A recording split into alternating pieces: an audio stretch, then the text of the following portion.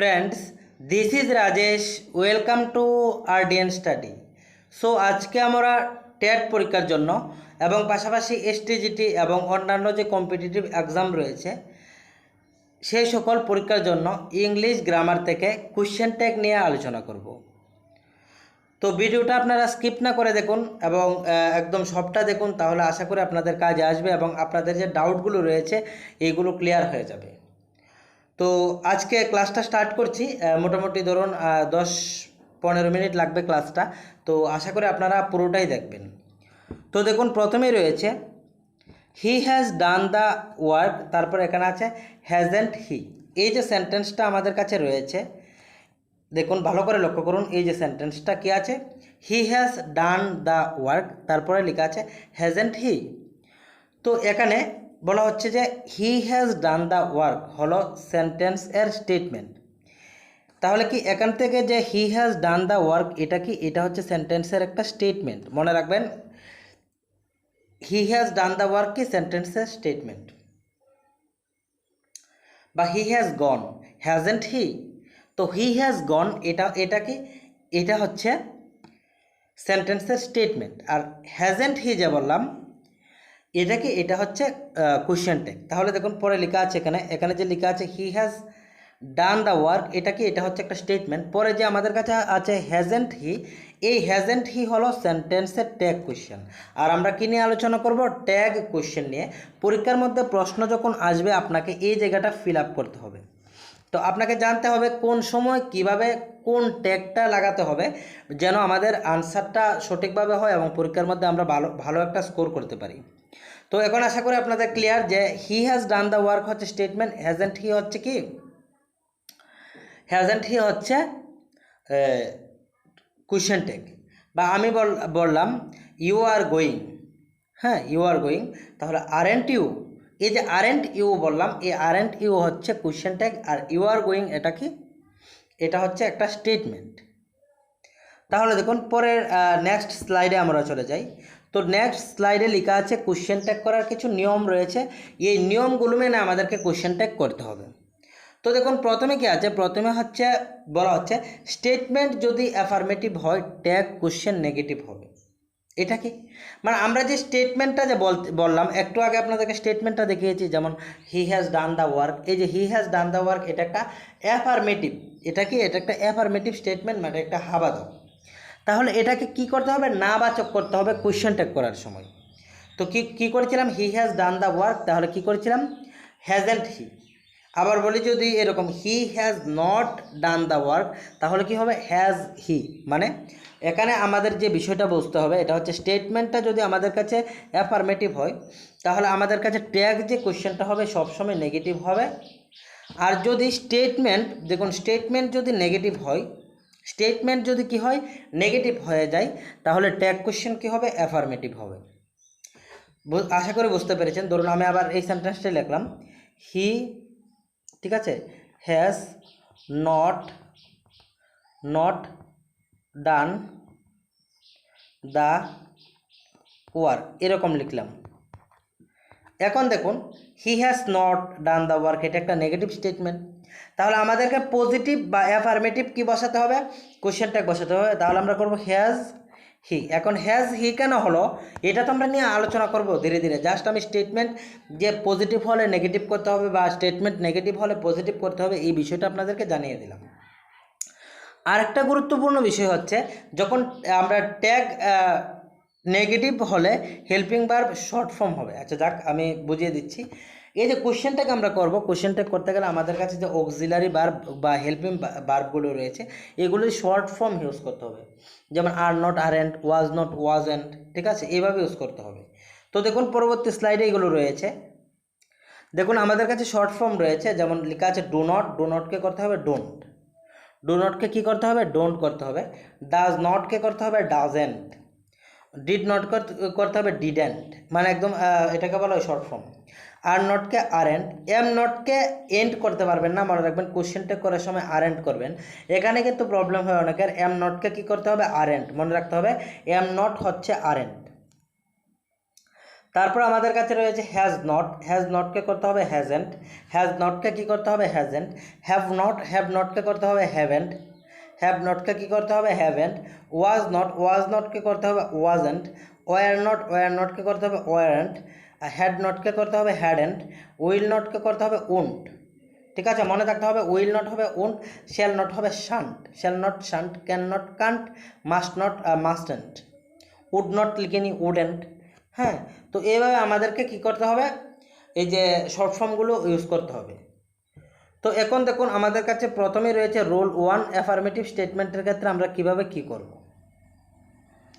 তো দেখুন আমরা কিভাবে কোশ্চেন ট্যাগগুলো তৈরি করব, তাহলে আমাদেরকে মনে রাখতে হবে যে সকল স্টেটমেন্টের মধ্যে আমরা হেল্পিং ভার্ব পাবো, এই হেল্পিং ভার্বটাকে নিয়ে আমরা কি করতে পারবো, কোশ্চেন ট্যাগ করতে পারবো। কিন্তু যেই সকল স্টেটমেন্টের মধ্যে আমাদের কাছে হেল্পিং ভার্ব নেই, এগুলোর জন্য আমাদেরকে হেল্পিং ভার্ব খুঁজে বের করতে হবে। তো এখন প্রশ্ন হচ্ছে কোন সকল স্টেটমেন্টের ক্ষেত্রে থাকবে না, একটা হচ্ছে প্রেজেন্ট ইনডিফিনিট টেন্স আর একটা হচ্ছে পাস্ট ইনডিফিনিট টেন্স। এইগুলোর ক্ষেত্রে কিন্তু আমাদের যে স্টেটমেন্ট থাকে এখানে কিন্তু হেল্পিং ভার্ব থাকে না। তো যারা জিনিয়ার স্টাডি ট্রিটমেন্টে রয়েছেন তারা জানেন যে প্রেজেন্ট ইনডিফিনিট এবং পাস্ট ইনডিফিনিটে কেন থাকে না, কিভাবে করতে হবে, কি করতে হবে, এই বিষয়গুলো আপনারা জানেন। তো আর যারা আমার মনে হয় 6-7টা টেন্সের ক্লাস রয়েছে এই চ্যানেলে, তো আপনারা চাইলে দেখতে পারেন। প্রেজেন্ট ইনডিফিনিট এবং পাস্ট ইনডিফিনিট আমি করিয়ে দিয়েছি। তো এখন দেখুন আমাদের কাছে যে রুল 1 রয়েছে, এটা কি রুল 1-এ বলা হচ্ছে অ্যাফার্মেটিভ স্টেটমেন্ট। যদি অ্যাফার্মেটিভ স্টেটমেন্ট হয় আমরা কিভাবে কি করব, ট্যাগ কোশ্চেন নেগেটিভ করব। প্রথমটা আমি পরে আলোচনা করছি, কারণ এটা হচ্ছে প্রেজেন্ট ইনডিফিনিট টেন্স। আমি প্রথম বলছি এটা, হি ইজ টেলিং লাই। তো এখানে দেখুন এটা হচ্ছে আমাদের statement, he is telling lie. তারপর আমাদেরকে এখানে গ্যাপ দিয়ে দেবে বা ফিল ইন দ্য ব্ল্যাঙ্কস দেবে, এখানে আমাদেরকে আনসারটা করতে হবে। তো মনে রাখবেন আমাদের হেল্পিং ভার্ব এখানে ইজ রয়েছে, ঠিক আছে, আর এখানে কি রয়েছে, হেল্পিং ভার্ব হি রয়েছে।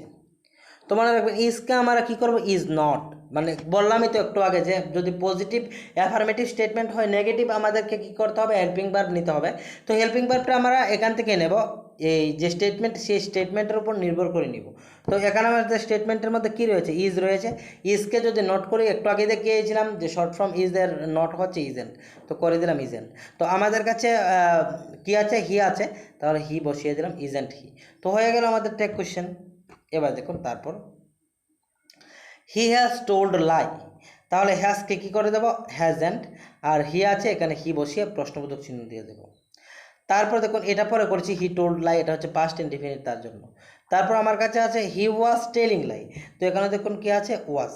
হ্যাঁ ওয়াজ, কারণ এটা হচ্ছে পাস্ট কন্টিনিউয়াস টেন্স, তো ওয়াজকে কী করে দেবো, ওয়াজেন্ট, আর here he, wasn't he.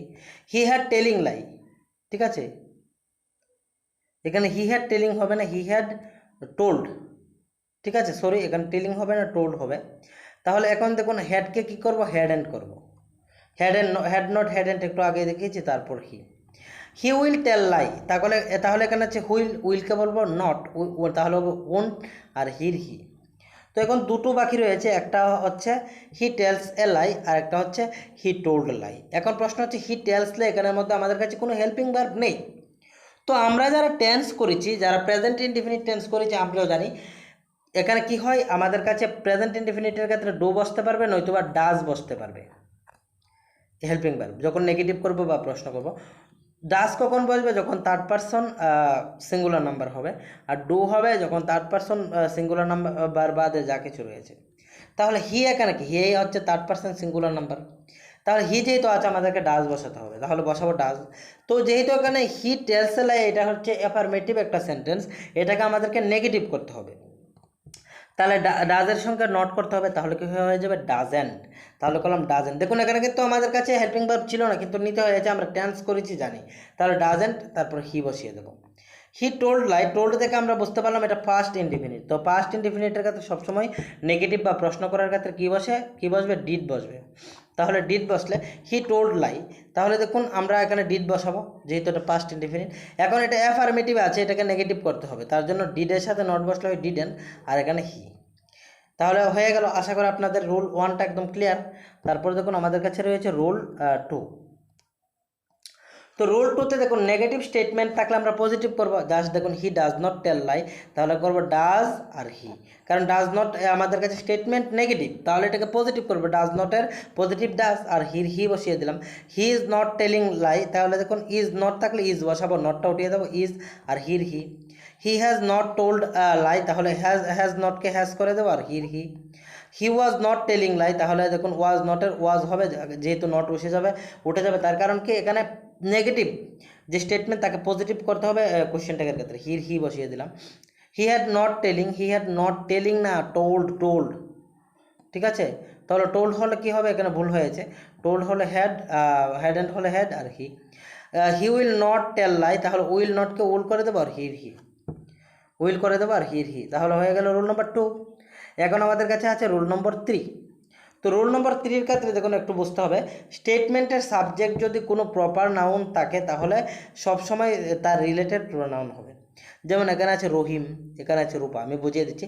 Rahim is watching TV, তাহলে ইজ থাকলে কী হবে, ইজ নট করবো যেহেতু পজিটিভ স্টেটমেন্ট আছে। আর এখানে রহিম আছে, রহিম কি ছেলে না মেয়ে, ছেলে, তাহলে এখানে কী করতে হবে, হি বসাতে হবে, তাহলে কী হবে, ইজেন্ট হি, ইজেন্ট হি, ঠিক আছে। তারপর দেখুন Rupa was not watching, was not থাকলে কী করবো, ওয়াজ করবো, ওয়াজ নট থাকলে এখানে ভুল উঠেছে, এখানে কী হবে, ওয়াজ, ঠিক আছে। আর রূপা যেহেতু আছে, রূপা একটা মেয়ে, তার জন্য এখানে সি করে দেবো, ওয়াজ সি। তারপর রোল নম্বর 4 আছে স্টেটমেন্ট যদি লেট আস দিয়ে শুরু হয়, ট্যাগ সবসময় শ্যাল উই হবে। কী হবে, শ্যাল উই, মনে রাখবেন কোনো স্টেটমেন্ট যদি লেট আস দিয়ে শুরু হয় এটা মুখস্থ করে নেবেন, লেট আস মানে শ্যাল উই, আর কিছুই বসাবেন না। যেমন লেট আস স্টাডি সায়েন্স, চলো আমরা বিজ্ঞান পড়ি, তাহলে লেট আস স্টাডি, এখানে লেট আস পেয়ে গেছি, তো তাহলে শ্যাল উই, আর কিছু দেখতে হবে না, শ্যাল উই বসাতে হবে। তারপর দেখুন let us go for movie, তো লেট আস পেয়ে গেছি মানে শ্যাল উই, মনে রাখতে হবে, এটা মুখস্থ করে নেবেন। রুল নাম্বার 5 হচ্ছে স্টেটমেন্টে যদি লেট এর সাথে আজ না বসে অন্য কোনো কিছু বসে তাহলে ট্যাগ সবসময় উইল ইউ বসবে। বলা হচ্ছে আমাদের কাছে ধরুন লেট আছে, লেটের সাথে যদি আজ বসে তাহলে সারা জীবন কি শ্যাল উই বসাতে হবে, শ্যাল উই। আর যদি আদার মানে আজ না বসে অন্যান্য আদার যে কোনো কিছু বসলে সবসময় আমাদেরকে কি বসাতে হবে, উইল ইউ, মনে রাখতে হবে, উইল ইউ বসাতে হবে। তো এখানে দেখুন বলা হচ্ছে লেট মি গো, আজ নেই কিন্তু, তাহলে সারা জীবন উইল ইউ বসাতে হবে। লেট হিম ডু দিস, সারা জীবন উইল ইউ বসাতে হবে, কারণ এখানে লেট আজ যদি হতো তাহলে শ্যাল উই, এই বিষয়টা কিন্তু মনে রাখতে হবে, এটা মুখস্থ করার বিষয়। তারপর দেখুন আমাদের কাছে রুল নাম্বার 5 বলা হচ্ছে somebody, someone, anybody, nobody, no one, none, anybody, anyone, tag কোশ্চেনের সময় সাবজেক্ট সবসময় দেয়া হবে, মানে যে কোনো সেন্টেন্স একটা পড়বেন, সেন্টেন্সের মধ্যে যদি এভরিবডি থাকে, নোবডি থাকে, নো ওয়ান থাকে, এনিবডি থাকে, তাহলে সবসময় আমাদের সাবজেক্টটা দেয়া হয়ে যাবে কোশ্চেন ট্যাগ করার জন্য। তাহলে ভার্ব সবসময় প্লুরাল হবে, কারণ দেয়ার সঙ্গে সবসময় প্লুরাল বসে। They are going, they is going কখনোই হবে না। They have gone, they has gone কখনোই হবে না, কারণ দে হচ্ছে প্লুরাল। তাহলে যখন আমরা ট্যাগ কোশ্চেন করব তার সঙ্গে যে আমাদের হেল্পিং ভার্বটা আসবে ট্যাগের মধ্যে, তখন এটা কিন্তু প্লুরাল হয়ে যাবে। যেমন দেখুন everybody is doing the work, তাহলে নিয়মে ইজ থাকলে ইজেন্ট হবে, কিন্তু এভরিবডির সঙ্গে আমরা প্রথমে দে বসিয়ে দেবো, বসালাম দে। যদি আমরা দে বসিয়ে দিই তাহলে ইজ বসাতে পারবে না, দের সঙ্গে ইজ বয় না, দের সঙ্গে আর বই, তাহলে এখানে ইজের প্লুরাল কি আর বসালাম, আর নেগেটিভ করতে হবে কারণ এটা পজিটিভ স্টেটমেন্ট আছে, তার জন্য আরেন্ট দে। আরেকটা উদাহরণ দিচ্ছি, আপনারা আশা করি ক্লিয়ার আপনাদের হয়ে যাবে। তো এখানে দেখুন everybody was shouting in the class, তাহলে এভরিবডির সঙ্গে কি বসবে, দে, আমরা এখানে দে বসালাম। তো দের সঙ্গে ওয়াজ বসবে না, ওয়াজের প্লুরাল হতে হবে, ওয়াজ নট হওয়ার কথা ছিল, ওয়াজের প্লুরাল হচ্ছে ওয়ার, তাহলে ওয়ার নট বসে যাবে, কারণ দেয়ার সঙ্গে কখনোই ওয়াজ বসতে পারবে না। রুল নম্বর 6 আমাদের কাছে রয়েছে ট্যাগ কোশ্চেন সবসময় সেন্টেন্সের মেন পার্ট থেকে করা হবে। তাহলে মেন পার্ট কি দেখুন, I think she is right, তাহলে শি ইজ রাইট হচ্ছে মেন পার্ট। দেখুন শি থিঙ্কস, সে চিন্তা করছে ইউ আর নট ইন্টেলিজেন্স, তুমি ইন্টেলিজেন্ট না, তাহলে তুমি ইন্টেলিজেন্ট না, এটা হচ্ছে সেন্টেন্সের মেন পার্ট। তাহলে শি ইজ রাইট, ইজ হলে এটা পজিটিভ, তাহলে ইজ হবে ইজেন্ট, আর শির শি, তাহলে isn't she. She thinks you are not intelligence, are not থাকলে আর হয়ে যাবে, আর ইউ, ঠিক আছে, আর ইউ। তারপর আমাদের কাছে শেষ যেটি রয়েছে রুল নাম্বার 7, দেখুন এখানে লেখা আছে hardly, scarcely, rarely, seldom, not, never এই শব্দগুলি সবসময় নেগেটিভ। সুতরাং টেক কোশ্চেন এর সময় হেল্পিং ভার্ব সবসময় অ্যাফার্মেটিভ হবে। মানে কোনো একটা সেন্টেন্সের মধ্যে যদি হার্ডলি থাকে, স্কেয়ার্সলি থাকে, রিয়ারলি থাকে, সেলডম থাকে, নট থাকে, নেভার থাকে, তাহলে ধরে নেবেন এই সেন্টেন্সগুলি সবসময় নেগেটিভ। নেগেটিভ আর কিছু এসে বসতে হবে না। তাহলে নেগেটিভ যদি স্টেটমেন্টটা হয়ে যায় তাহলে আমাদের কোশ্চেনটা পজিটিভ করতে হবে। যেমন she hardly goes to school, hardly পেয়ে গেলাম, তো মানে এটা হচ্ছে নেগেটিভ একটা স্টেটমেন্ট। তাহলে হবে যেহেতু গোজ আছে, এটা হচ্ছে প্রেজেন্ট ইনডিফিনিট টেন্স, তাহলে এটা হবে does, does she. Barking dog seldom byte, seldom যেহেতু আছে, সেলডম কি, সেলডম হচ্ছে নেগেটিভ, তাহলে বার্কিং ডগস যেহেতু এখানে বলা হচ্ছে এটা কি, সেলডম বাইট, এটা হচ্ছে প্রেজেন্ট ইনডিফিনিট, প্রেজেন্ট ইনডিফিনিটের সঙ্গে যেহেতু ডগস প্লুরাল তার জন্য হবে ডু, হ্যাঁ ডু দে। তারপর হচ্ছে you have never lied to me, তাহলে দেখুন নেভার এসে গেছে, নেভার থাকলে নিয়মে হ্যাভেন্ট হওয়ার কথা ছিল, যেহেতু নেভার তাহলে এটা নেগেটিভ স্টেটমেন্ট, তাহলে এটাকে পজিটিভ করলে হ্যাভ হবে, আর ইউর ইউ, হ্যাভ ইউ। তো এই হচ্ছে আমাদের আজকের আলোচনা, কোশ্চেন ট্যাগ নিয়ে একদম বিস্তারিত আলোচনা। আশা করি ভিডিওটা দেখলে আপনাদের ক্লিয়ার হবে সব কিছু। So stay with RDN study and get success.